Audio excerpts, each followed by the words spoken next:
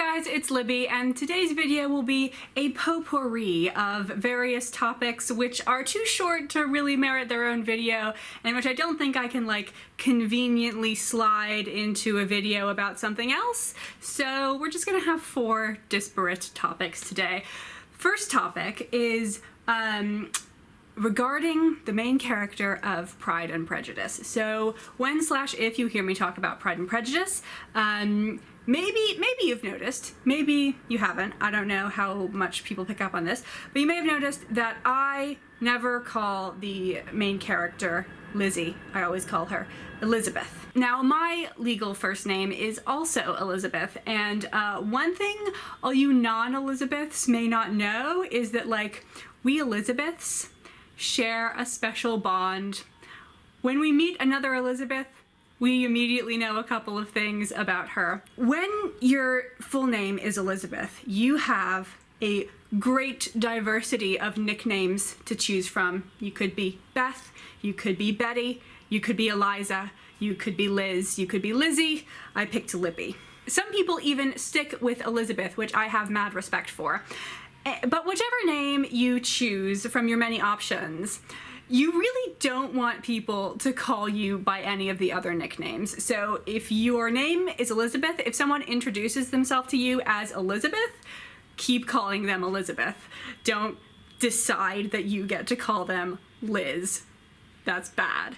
And when you are an Elizabeth who has a nickname, there's always a decision you have to make whenever you meet somebody new. You have to figure out, how long am I likely to know this person for, and how important is it gonna be that they know my actual nickname so they can call me, in my case, Libby, rather than Elizabeth, which I don't particularly think of as my name on a daily basis. It would take me probably a fraction of a second longer to turn my head if someone said, "Hey, Elizabeth," than if they said, "Hey, Libby." Occasionally I have estimated wrong, and I have spent more time around a person than I was anticipating, and I never introduced myself as Libby or said, "Hey, you can call me Libby," and so they were just calling me Elizabeth the whole time. And then sometimes they will just decide, "I'm gonna call you Liz," and I'm just like, nah-uh. And so you may have noticed that it's only Elizabeth's family and close friends in Pride and Prejudice that call her Lizzie. But since this is a Regency period, to most other people she's Miss Bennet, but to Mr. Collins she is Cousin Elizabeth. He is too formal and feels like he doesn't know her well enough to presume on Lizzie. And I count myself in that category. I'm in the Mr. Collins category. I do not feel like I have a personal relationship with Elizabeth Bennet. I do not feel like she is my friend, and so I think it would be presumptuous for me to call her Lizzie. This also means that I recognized Caroline Bingley for the awful person that she was very quickly when she calls Elizabeth Eliza. I'm like, did you just assign your own nickname to her? Fuck you, Caroline Bingley. Okay, topic 1 took longer than I thought. Let's move on to topic 2. Topic 2 is focused on the short stories of Oscar Wilde. Now, I quite like the adult-targeted fiction of Oscar Wilde. I've read some of the plays, and also, of course, The Picture of Dorian Gray. And they're not my all-time favorite things, but I do quite like them. However, the 5 short stories that are collected together in the collection, The Happy Prince, I find these all to be intensely weird in the way that they glorify suffering. One might even say fetishize suffering. Especially the first 2, The Happy Prince and The Selfish Giant. The Selfish Giant, the whole point of the story is the giant is Jesus. And I mean, I just really find that part of the Christian mythology to be gross. Oh, his blood that poured down because of righteousness. Ew.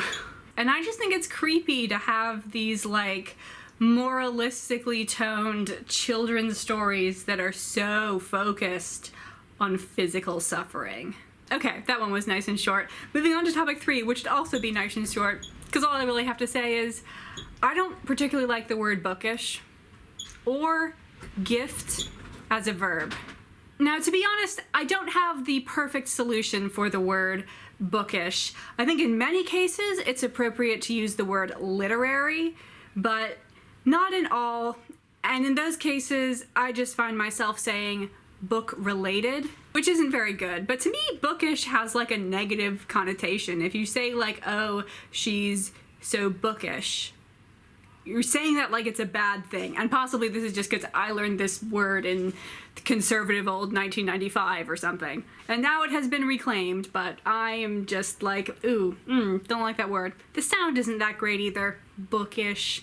Okay, moving on to gift. I do have a replacement word for he gifted it to me, and that is he gave it to me. We literally already have this word. We took the word give, and then we turned it into a noun, gift, and then we like forgot that give exists, and we turned gift into a verb. Why did we do that? Okay, thank you for putting up with my pointless complaining about kids these days using English in ways it shouldn't be used.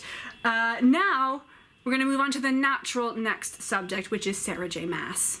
I have read one book by Sarah J. Maas. It was A Court of Thorns and Roses, and I read it like 3 years ago. I read it, maybe it was more. I read it very close to its original publication date. And man, that was a weird little book. It's kept rattling around in my head since then. I had to make a video about it like 18 months ago, more like 2 years ago, just being like, what a strange way in which to have everything go wrong. And so I've read one of her books, and also I exist on BookTube, so I absorb information about some of her other books. And from what I can tell, the true or the natural form of Sarah's stories is not the novel. It is, in fact, the ballet. I think that Sarah should give up her job as a novelist and write scenarios for ballets, which admittedly probably does not pay as well. But do you want to be an artist, Sarah? So here's the elements of Sarah's novels, which are really more ballet things than novel things, or at least more good ballet things than good novel things. 1, the tension is always ratcheted up to 11, which is exhausting when you're reading like 700 pages about it. But when you're experiencing a ballet which only lasts 2 hours and you have the music to provide a lot of the intensity, it's a lot more manageable. 2, all of her characters are really hot, so let's just have them be portrayed by these svelte ballet dancers. 3, the plot seems like a flimsy thread holding together a bunch of ships. For those of you not in on the lingo, a ship is a desired romantic pairing in a work of fiction. So just like, why is this happening? Because it will get these two people together, or because it will like increase the tension between these two people so that it will be all the more explosive when they finally do get together.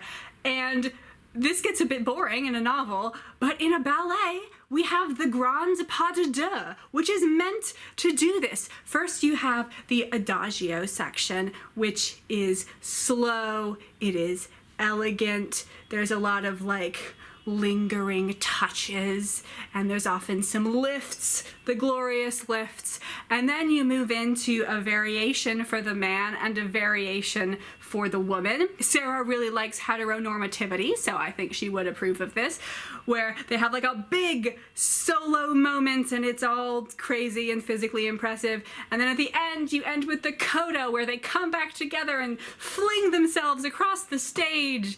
Did you like my ballet right there? And like you could have a whole ballet which is mainly just this. I mean, the principals tend to get tired, so you generally have like, you'll have like an intro with the corps de ballet, which is the large group of either women or men and women doing an ensemble dance, and then you'll have maybe like a pantomime type scene, and then you'll have a pas de deux, and then you'll have the corps de ballet come back in, and then you'll have another pas de deux. But honestly, she's got enough characters in her book, so you could just do pas de deux back to back to back. I think it would work better. I am not going to read any more Sarah J. Maas novels in my time, but I would go see a Sarah J. Maas ballet. Okay, I think that wraps up all of the loose tendrils of thoughts that have been developing in my brain over the past couple of months. Thank you for watching. I will see you later.